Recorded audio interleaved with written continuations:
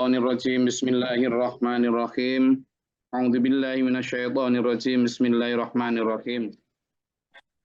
Yas'alunaka 'anil anfali qulil anfalu lillahi war rasuli fattaqullaha wa aslihu dzata bainikum wa adhi'ullaha wa rasulahu in kuntum mu'minin. Sebelum saya lanjutkan ya, kita mendapat kabar tentang Pak Majukan, Kepala Cabang SPMA Kalimantan Barat, hari ini menghadap Allah, meninggal dunia. Jadi Pak Majukan yang insya Allah aktif dalam kegiatan-kegiatan dakwah, kegiatan-kegiatan sosial, kegiatan-kegiatan tarbiyah, dan juga kegiatan-kegiatan sedekah. Insya Allah saya paksa orangnya baik, orangnya beriman, dan berangkat transmigrasi ke Kalimantan Barat hampir sejak 30 tahun lebih yang lalu, hanya semata ya karena perjuangan untuk membuka cabang SPMA di sana. Dan sampai sekitar 2 tahun yang lalu saya mengunjungi beliau, ketika orang-orang berlomba membangun rumah dan lain sebagainya, beliau tetap dengan rumah yang diberikan di transmigrasi dulu. Jadi dengan segala kesederhanaannya itu, bahkan ketika saya sama Gus Naim ke sana kemarin itu untuk memberikan pelatihan tentang kepada jamaah, itu malah ya sangat berusaha menghormat. Intinya adalah seperti yang dulur-dulur jamaah kajian tafsir ini mungkin sebagian besar tahu, Pak Majukan yang begitu aktif, baik bertanya, berdiskusi, karena memang semangat belajarnya tinggi sekali. Dan itulah yang biasanya diguyoni sama Pak Lidul itu adalah Kepala Cabang SPMA Kalimantan Barat. Dan sakit beberapa bulan ini, dan hari ini beliau selesai menyelesaikan seluruh ujian hidup dan menghadap Allah, insya Allah dengan bekal iman, insya Allah dengan bekal tawakal, insya Allah dengan bekal husnul khotimah. Maka untuk saudara kita berjuang Kepala Cabang SPMA Kalimantan Barat, Bapak Majukan, ayo kita bacakan, doakan surat Al-Fatihah, Al-Ikhlas, Falaq, Nas, Kursi, dan juga mintakan ampun. Semoga Allah mengampuni dosa-dosanya, menerima seluruh amal ibadahnya.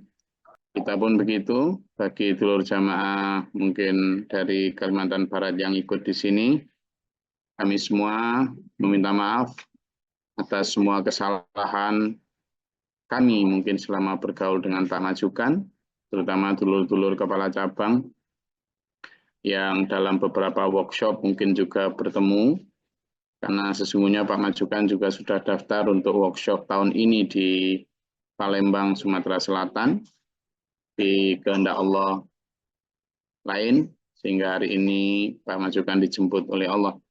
Karena itu tidak ada hal lain yang bisa saya ajakkan kepada seluruh dulur-dulur, kecuali ayo minta maaf ke Pak Majukan, dan seluruh kesalahan mungkin Pak Majukan pernah kepada kita, ayo kita maafkan. Samping itu ayo kita hadiahkan doa kepada beliau. Doakan orang yang wafat dalam keadaan husnul khotimah itu ada dasarnya, ada dalilnya. Karena itu ayo saya ajak sampean semua untuk mendoakan beliau, mengantarkan ruh prajuritnya Allah ini keharibaannya dengan Al-Fatihah, Al-Ikhlas, Al-Falaq, Nas, dan Ayat Kursi. Al-Fatihah. A'udzubillahi minasyaitonirrajim. Bismillahirrahmanirrahim. Alhamdulillahirabbil alamin arrahmanir rahim maliki yaumiddin. Iyyaka na'budu wa iyyaka nasta'in. Ihdinas siratal mustaqim. Siratal ladzina an'amta 'alaihim ghairil maghdubi 'alaihim waladdallin. Amin. أعوذ بالله من الشيطان الرجيم بسم الله الرحمن الرحيم قل هو الله أحد الله الصمد لم يلد ولم يولد ولم يكن له كفوا أحد أعوذ بالله من الشيطان الرجيم بسم الله الرحمن الرحيم قل أعوذ برب الفلق من شر ما خلق ومن شر غاسق إذا وقب ومن شر النفاثات في العقد ومن شر حاسد إذا حسد أعوذ بالله من الشيطان الرجيم بسم الله الرحمن الرحيم قل أعوذ برب الناس ملك الناس إله الناس من شر الوسواس الخناس الذي يوسوس في صدور الناس من الجنة والناس أعوذ بالله من الشيطان الرجيم بسم الله الرحمن الرحيم الله لا إله إلا هو الحي القيوم لا تأخذه سنة ولا نوم له ما في السماوات وما في الأرض من ذا الذي يشفع عنده إلا بإذنه يعلم ما بين أيديهم وما خلفهم ولا يحيطون بشيء من علمه إلا بما شاء وسع كرسيه السماوات والأرض ولا يؤوده حفظهما وهو العلي العظيم لله ما في السماوات وما في الأرض وإن تبدوا ما في أنفسكم يحاسبكم به الله ويغفر لمن يشاء ويعذب من يشاء والله على كل شيء قدير آمن الرسول بما أنزل إليه من ربه والمؤمنون كل آمن بالله وملائكته وكتبه ورسله لا نفرق بين أحد من رسله قالوا سمعنا وأطعنا غفرانك ربنا وإليك المصير لا يكلف الله نفسا إلا وسعها لها ما كسبت عليها ما اكتسبت ربنا لا تؤاخذنا إن نسينا وأطعنا ربنا ولا تحمل علينا إصرا كما حملته على الذين من قبلنا ربنا ولا تحملنا ما لا طاقة لنا به واعف عنا واغفر لنا وارحمنا أنت مولانا فانصرنا على القوم الكافرين اللهم اغفر له وارحمه وعافه واعف عنه ووسع مدخله وأكرم نزله ولا تفتنا بعده وأكرم نزله وارحمه يا الله. Kita doakan betul, semoga Allah mengampuni dosa-dosa Pak Majukan, menerima semua amal ibadahnya, dan dikumpulkan bersama orang-orang saleh, para mujahidin di surga. Amin. Mudah-mudahan keluarganya juga diberi kebaikan. Amin. Amin. Bismillah, kembali ke ayat yang kita kaji pada pagi hari ini.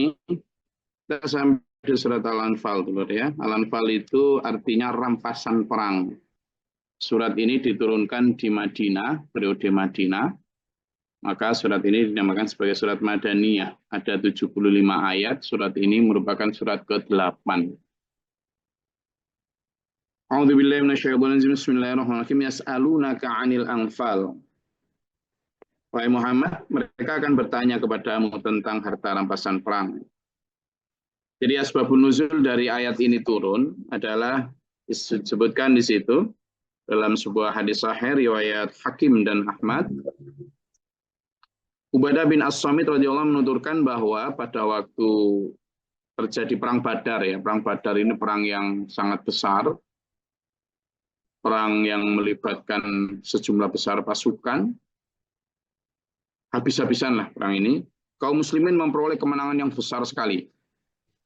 Pasukan kaum muslimin saat itu dibagi menjadi 3 kelompok. Satu kelompok turun langsung untuk membunuh kaum kafir. Kemudian satu kelompok menjaga markas. Dan satu kelompok lagi yang lain setia mengawal Nabi Sallallahu Alaihi Wasallam. Nah saat itu kelompok yang menjaga markas berhasil mengumpulkan harta rampasan perang. Dan kaum kafir yang telah dibunuh oleh kelompok pertama ya dari mereka. Lalu pada waktu malam pembagian harta rampasan perang itu, kelompok yang mengumpulkan harta rampasan berkata, kami yang telah mengumpulkannya, karena itu tidak ada orang lain yang berhak mendapatkannya. Begitu. Kelompok yang pertama berkata, loh kamilah yang berhak mendapatkannya. Karena kami yang telah membunuh kaum kafir dan mengalahkan mereka, kamu tinggal mengumpulkan aja kok. Dan kelompok yang ketiga berkata, bukan kalian yang lebih berat, akan tapi kamilah yang lebih berat, karena kami yang senantiasa menjaga beliau agar tidak ada kaum kafir yang dapat melukainya. Jadi 3 kelompok itu berantem, artinya berantem ya berbeda pendapat. Atas dasar itu maka turunlah ayat ini. Setelah itu Rasulullah membagi adil seluruh ghanimah itu kepada kaum muslimin. Jadi dari ada 2 ya model harta rampasan perang itu. Satu disebut ghanimah, itu kalau harta rampasan yang didapat dari sebuah peperangan. Nah ada yang kedua fa'i. Fa'i itu harta rampasan yang didapat tanpa adanya peperangan. Ya. Nah yang ghanimah ini aturannya jelas. 1/5 itu untuk Rasulullah, kemudian 4/5 yang lain adalah dibagi seluruh pasukannya. Nah, dari sini kita dapat bisa tarik kesimpulan bahwa bahkan pasukannya Rasulullah bukan hanya ini ya, bukan hanya kaum muslimin, karena kaum muslimin sendiri tidak semua berani ikut perang ya. Ini yang sudah ikut perang, coba bayangkan. Orang yang sudah ikut perang, yang jelas-jelas keberangkatannya itu demi jihad fisabilillah. Begitu loh dulur, ketika bertemu dengan harta, itu loh bisa seperti itu kejadiannya. Ketika bertemu dengan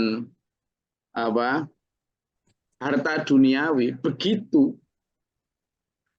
Lah yang aneh ini kan, itulah kenapa Rasulullah Muhammad SAW selalu mewanti-wanti jangan sampai cinta harta. Lah kok sekarang malah para penceramah mengajak umat untuk berburu harta, ya opo.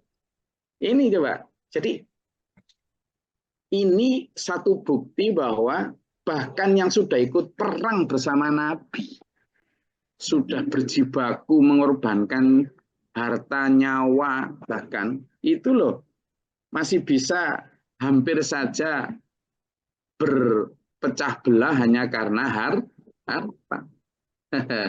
Padahal perang Badar ini dulu biasanya oleh kaum muslimin dijadikan simbol kemenangan kaum muslimin, simbol sebuah perjuangan. Tapi lihatlah ketika selesai berjuang, ada ujian berupa melimpahnya harta yang menjadi hasil dari rampasan perang, ternyata hampir saja terjadi cekcok antara 3 kelompok kaum muslimin.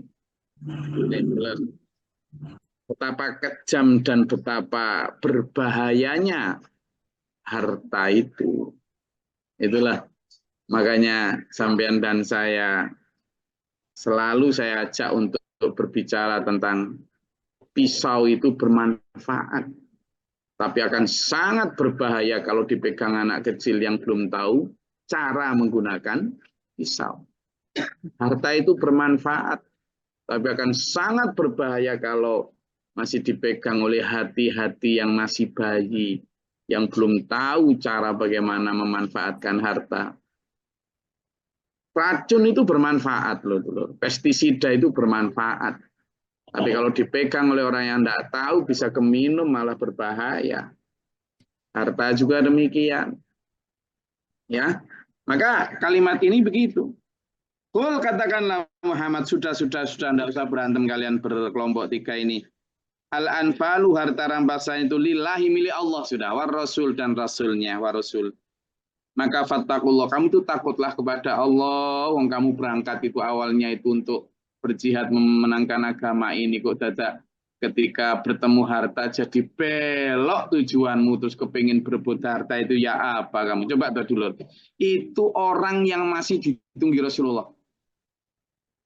Masih ditunggu Rasulullah, sahabatnya Rasulullah ya, jauh sama umat sekarang tingkat keimanannya. Gitu saja loh, masih bisa Pak tergoda. Imannya jauh lebih tinggi dari umat sekarang, langsung ditunggu Rasulullah. Gitu saja loh, masih kadang hampir saja tergoda oleh harta. Apalagi umat sekarang yang imannya jauh di bawahnya, yang tidak ditunggu Rasulullah. Itulah. Maka wa aslihu dzata bainikum, sudah perbaikilah hubungan di antara kalian. Jangan hanya karena harta kalian berantem. Itu ada 3 kelompok tadi. Wa Allah wa rasulahu, dan taatlah kalian kepada Allah dan Rasulnya, sudah. Jangan hanya karena harta lalu kalian berantem, sudah. Taat saja. Ikut saja pembagiannya Rasulullah. In kuntum mu'minin, jika kalian adalah orang yang beriman. Innamal mu'minuna alladzina dzukirallahu wajilat qulubuhum. Orang beriman itu ketika dibacakan ayat-ayat Allah itu bergetar hatinya. Bergetar hatinya. Wa idza tuliyat alaihim ayatur rahman ayatuhu, dan ketika dibacakan ayat-ayat Allah zadathum, bertambah keimanannya, izadathum imanan, bertambah. Jadi ketika ada teguran kayak gitu, enggak kok terus apa Muhammad itu gimana, ada loh ya. Jadi sebagian di antara mereka yang ketika kemudian dibagi, enggak adil itu dikasih segini, ada yang begitu. Padahal itu perang bersama Rasulullah. Ada dalam beberapa hadis itu. Nah, maka di sini disampaikan, kamu itu kalau dibacakan ayat Allah, kalau memang beriman, cirinya itu ya langsung bertaubat, langsung taat, langsung bergetar. Zadathum, bahkan bertambah imannya. Wa ala rabbihim yatawakkalun, dan mereka kepada Allah mereka bertawakal. Alladzina yuqimuna sholata wa mimma razaqnahum yunfiqun.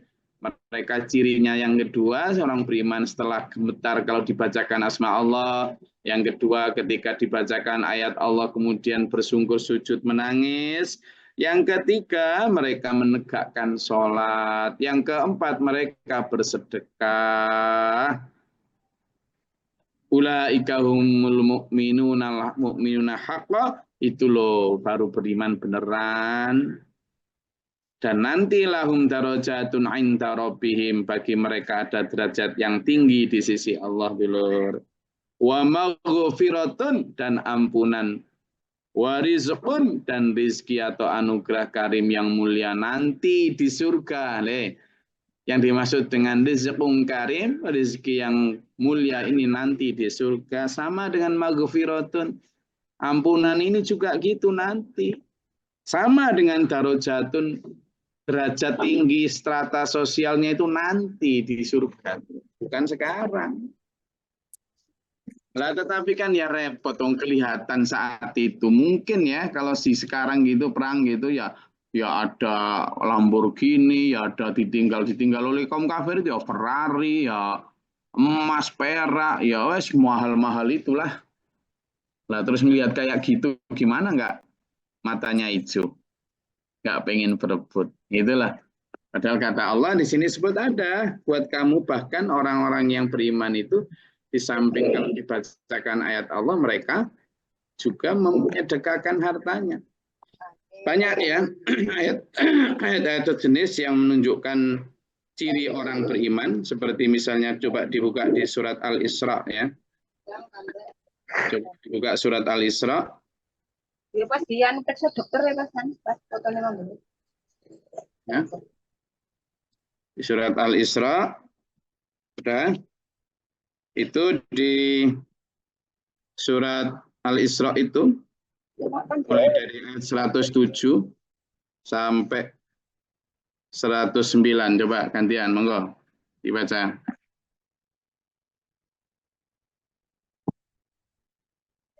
A'udzu billahi minasyaitonir rajim. Bismillahirrahmanirrahim. Surat Al-Isra ayat 107. Katakanlah Muhammad, berimanlah kamu kepadanya Al-Qur'an atau tidak usah beriman, sama saja bagi Allah. Sesungguhnya orang yang telah diberi pengetahuan sebelumnya apabila Al-Qur'an dibacakan kepada mereka, mereka menyungkurkan wajah bersujud. 108. Dan mereka berkata, Maha suci Tuhan kami, sungguh janji Tuhan kami pasti dipenuhi. Ayat 109, dan mereka menyungkurkan wajah sambil menangis, dan mereka bertambah khusyuk. Shadaqallahul adzim. Itu ya. Jadi ayat 106 sampai 109 itu tentang bagaimana ya, bagaimana menangis dan bertambah khusyuk ya, bertambah khusyuk. Coba kemudian lihat juga surat Al-Maidah, gantian, monggo, surat Al-Maidah ayat 83.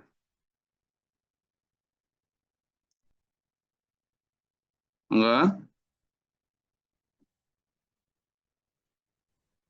Izin Gus. Bismillahirrahmanirrahim. Dan apabila mereka mendengarkan apa Al-Quran yang diturunkan kepada Rasul Muhammad, kamu lihat mata mereka menyucurkan air mata disebabkan kebenaran yang telah mereka ketahui dari kitab-kitab mereka sendiri.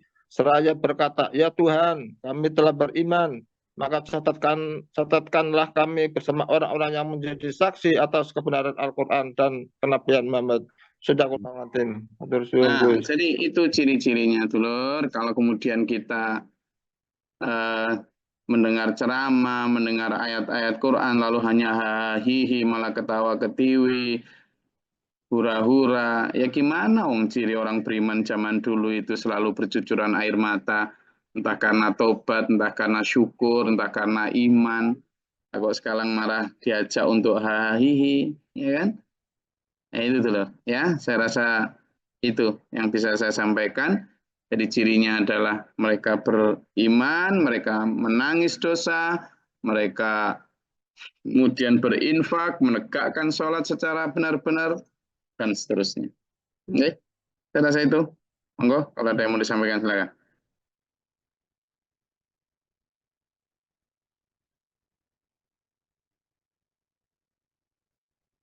Ada? Terkait surat Al-Anfal ini, baik tentang peringatan betapa berbahayanya godaan harta tadi, maupun yang lain. Silakan. Izin Gus. Assalamualaikum warahmatullahi wabarakatuh. Kalau lihat ayat ini sebenarnya zaman sekarang itu juga copy paste dari zaman dulu Gus. Itu di era Nabi aja juga seperti itu. Artinya semacam tergiur harta, perdebatan tentang harta.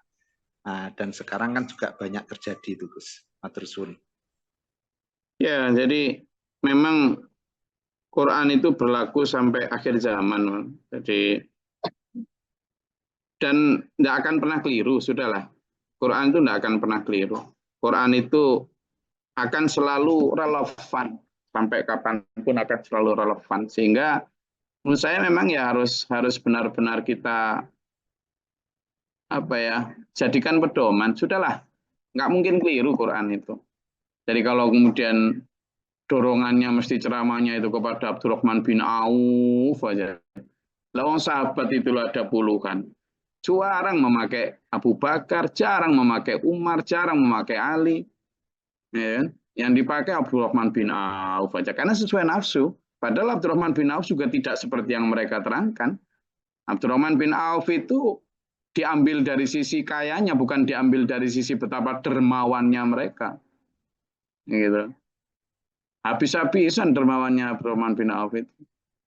Demikian pula Utsman bin Affan, hidupnya sederhana banget, habis-habisan itu untuk agama. Nah, yang ditekankan bukan habis-habisannya, tapi bagaimana menjadi kayanya. Nah, ini yang akhirnya sekarang yang korupsi ya orang-orang yang beragama juga, orang-orang yang bahkan lulusan ngerti agama, pendidikan agama. Nah, ini karena itu kesalahan di dalam melihat sudut pandang. Hanya supaya ngajak, ayo, tetap boleh. Bahkan Rasulullah pun mendapat harta rampasan perang. Tapi kemana harta beliau? Ya habis untuk agama. Sementara beliau sendiri cukup dengan hidup seadanya. Ke sana kita mengarahnya. Supaya apa? Ya supaya tidak di pertentangan tadi loh. Kita nggak usah merasa sok imannya lebih tinggi dari para sahabat. Allah, ada banyak kita. Para sahabat yang seperti itu saja, itu loh masih rentan digoda. Kalau nggak ditunggu Rasulullah saat itu mungkin ya berantem. Kan gitu. Nah apalagi kita yang imannya di zaman sekarang ada. Jadi jangan sampai sampean dan saya terbuai oleh Nina Bobok seolah-olah iman kita itu sudah sangat tinggi sehingga mampu menahan godaan pisau-pisau itu. Para sahabat yang ditunggu Rasulullah yang jelas berangkat perang itu kurang apa coba imannya tinggi. Gitu saja hampir berantem hanya karena harta. Lalu kita seolah-olah sudah bentengnya kuat sehingga diajak berebut harta ya. Jadi itulah dulur, makanya ayo kita waspada dengan cara apa? Mencari ciri-ciri yang beriman yang tadi. Ketika dibacakan ayat suci Al-Quran, bergetar hatinya. Lalu menangis sujud syukur, menangis sujud taubat, kemudian menegakkan sholat, kemudian menginfakkan hartanya. Itu termasuk salah satu diantaranya memotong kanker wahan, kanker hubud dunia dan takut mati. Itu dipotong dengan cara apa? Menyedekahkan harta yang dicintai. Kemudian itu tadi, mereka juga bertanya bertawakal kepada Allah, dan bagi mereka ada derajat yang tinggi di sisi Allah dan rezeki yang mulia di surga. Semoga saya dan sampean semua mendapatkan keberuntungan dengan iman hakul yakin, menjadi orang-orang yang muttaqin, menjadi orang-orang yang beriman, yang lembut hatinya, yang menangis taubat, menangis syukur, bersih dari dosa. Ila akhiri hayat. Amin. Allahumma salli sallim. Allahumma fir lil mu'minin wal mu'minat wal muslimin muslimat wal akhir. Allahumma ahdina fi man hadayta wa afina fi man afayta wa lana fi man tawallaita wa barik lana fi ma atayta wa qina syarra. Tabarakta rabbana wa ta'ala alhamdulillah ma qadaita astaghfiruka wa atubu ilaika wa sallallahu alaihi wasallam.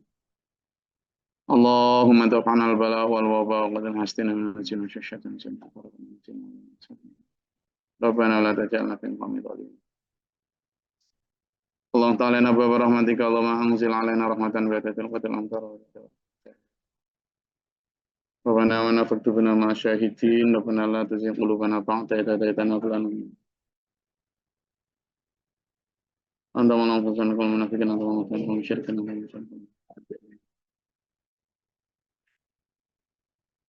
malam fasan kal fasikin anta malam fasan syirkan anta malam Allahumma afriq lana sabra sabida wa lana fasan kafir Allahumma fatir samawati alimul ghaibi wa syahadati rabbul alamin A'udzu billahi min syaitonir rajim wa qadar syaqwa semua